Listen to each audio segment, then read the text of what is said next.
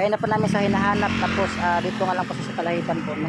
So ito na po madam, nakuha na po yung isang tuta. So ang dalawa pa kukunin, no? Sige, maraming salamat po. God bless. So bali dalawa lang po ang ating nakita ditong tuta po, no? Ipaparescue po natin sila. Dito po yan sila sa may Musundang Palit, Malabon.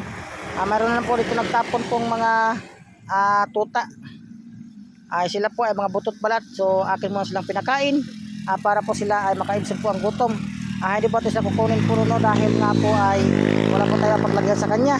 Atin po lang po silang iparescue. Maraming salamat po. God bless.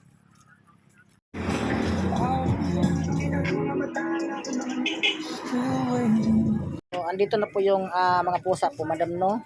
Bali, 1, 2, 3, 4, 5. May nakuha din kami ditong dalawa, kaya nandito sila ngayon.